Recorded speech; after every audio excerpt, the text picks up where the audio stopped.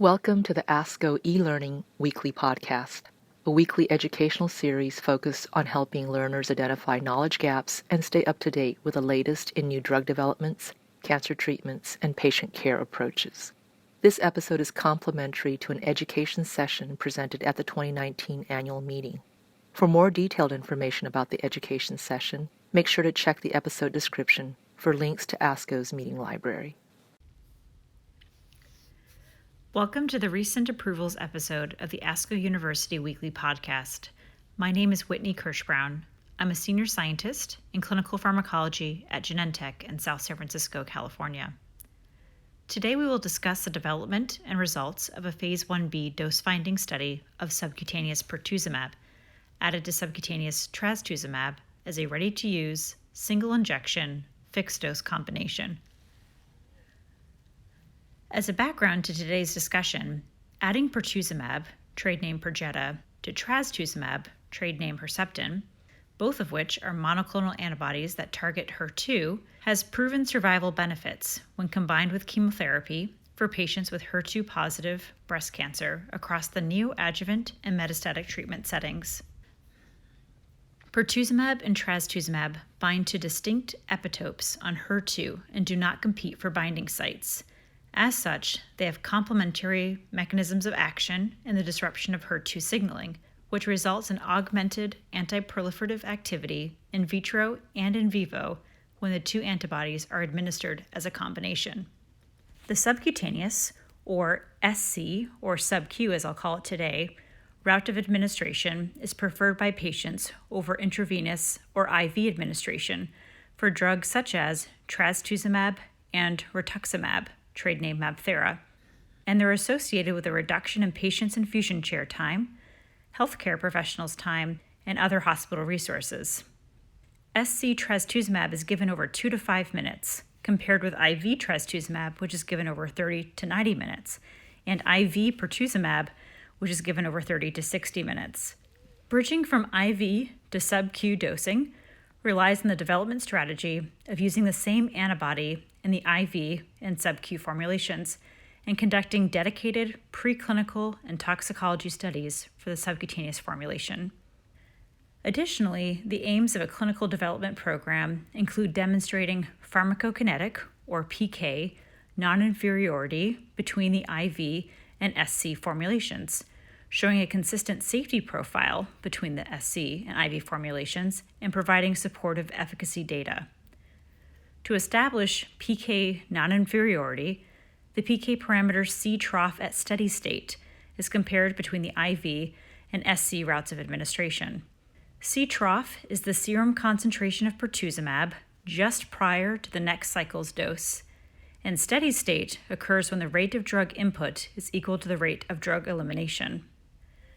To demonstrate non-inferiority, a margin of 0.8 is applied to the lower limit of the two-sided 90% confidence interval of the geometric mean ratio, or GMR, of SC to IV for the PK parameter C trough. To date, trastuzumab and rituximab have successfully bridged from IV to sub-Q formulations by following this clinical development plan. The fixed-dose combination of pertuzumab and trastuzumab, currently in development, contains the permeation enhancer recombinant human hyaluronidase, pH20, an enzyme that allows absorption and dispersion of large fluid volumes by temporarily degrading hyaluronin at the local injection site. The current study aimed to identify a subcutaneous pertuzumab dose that results in comparable exposure to the clinically used IV pertuzumab dose when given with SC trastuzumab simultaneously.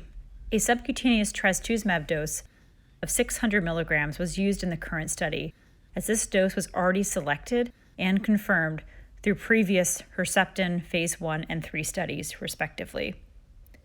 Additionally, in the current study, the safety and tolerability of a single dose of subcutaneous pertuzumab given alone or in combination with trastuzumab were assessed in healthy male volunteers and in female patients with early breast cancer who had completed standard breast cancer therapy. The results of this work were recently published in May 2019 in the Journal of Clinical Pharmacology. The study was an open-label, two-part, Phase 1b dose-finding study conducted at 2 centers in New Zealand. The study consisted of 2 parts: 1, dose finding in healthy male volunteers, and 2, dose confirmation in female patients with early breast cancer. The PK and safety data generated in this Phase 1b study were used to identify a pertuzumab dose for the subcutaneous fixed-dose combination of pertuzumab and trastuzumab for an investigation in a Phase 3 trial in patients with HER2-positive early breast cancer. The fixed-dose combination is expected to achieve non-inferior trastuzumab and pertuzumab steady-state C-trough concentrations as compared with those achieved with a 3-weekly IV trastuzumab or pertuzumab administration. A non-inferior subcutaneous C-trough ensures at least the same degree of target saturation as with IV administration, and therefore ensures similar efficacy of the treatment regardless of the route of administration. The following methods and results were from Part 1 of the Phase 1 study, conducted in healthy male volunteers. Non-compartmental and statistical methods were used to describe pertuzumab and trastuzumab PK data following subcutaneous administration with rHuPH20 to confirm a lack of drug-drug interaction between subcutaneous pertuzumab and subcutaneous trastuzumab when administered simultaneously, and to assess the impact of the rHuPH20 concentration on pertuzumab PK. Non-inferior loading and maintenance doses for SC pertuzumab were evaluated by analyzing SC and IV pertuzumab PK data in a nonlinear mixed effects model with NOMEM software. A 2-compartment model was built to estimate the pertuzumab PK parameters using IV and sub-Q data. The PK model was used to simulate 400 Phase 3 clinical trials of 250 patients per arm receiving chemotherapy beginning at cycle 1 and then 3 doses of pertuzumab and trastuzumab beginning in cycle 5. All cycles were 21 days. Per simulated trial, the geometric mean ratio and corresponding 90% confidence interval for SC to IVC trough was calculated. The probabilities of the lower bound of the 90% confidence interval of the geometric mean ratio being greater than or equal to 0.8 were determined following different subcutaneous pertuzumab doses, ranging from 400 to 700 milligrams.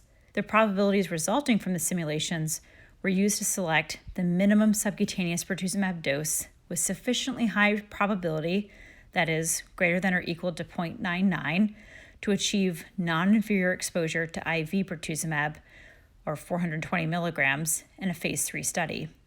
It was determined that there was no apparent impact of the addition of subcutaneous trastuzumab on the PK of subcutaneous pertuzumab when the 2 antibodies were given simultaneously. Clinical trial simulations indicated that a subcutaneous pertuzumab dose of 550 milligrams resulted in non-inferior C-trough at steady state, greater than 99% of the time when compared with IV pertuzumab at 420 milligrams. However, given the potential higher variability of a Phase 3 study in patients with early breast cancer versus the observed variability of the Phase 1 study in healthy male volunteers, as well as the overall safety results from the Phase 1 study, 600 milligrams of subcutaneous pertuzumab was selected to ensure that all patients in the future Phase 3 study achieved a non-inferior pertuzumab exposure. To further confirm this selected dose based on data from 48 healthy male volunteers, 20 female patients with early breast cancer who had completed standard breast cancer therapy were enrolled in Part 2 of the study. These patients received the selected pertuzumab 600 milligram dose along with trastuzumab SC 600.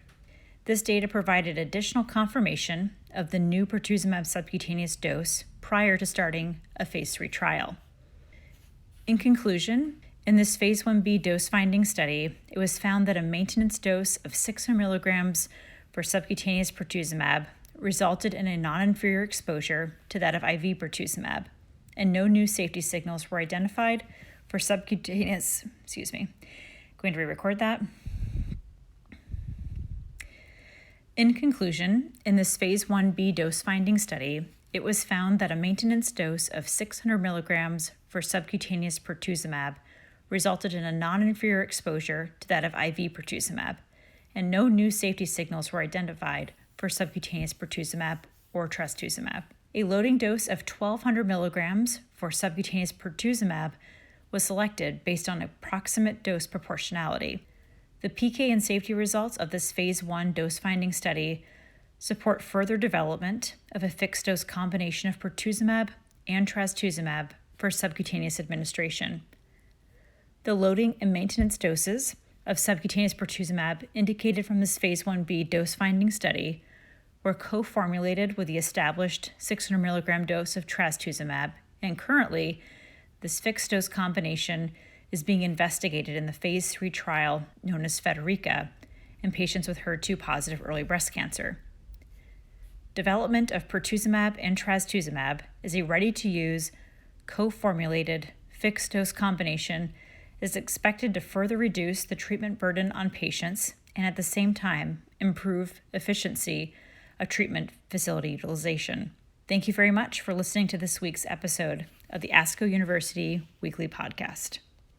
Thank you for listening to this week's episode of the ASCO eLearning Weekly Podcast. To make us part of your weekly routine, click subscribe. Let us know what you think by leaving a review. For more information, visit the Comprehensive eLearning Center at elearning.asco.org. The purpose of this podcast is to educate and inform. This is not a substitute for medical care and is not intended for use in the diagnosis or treatment of individual conditions. Guests on this podcast express their own opinions, experience, and conclusions. The mention of any product, service, organization, activity, or therapy should not be construed as an ASCO endorsement.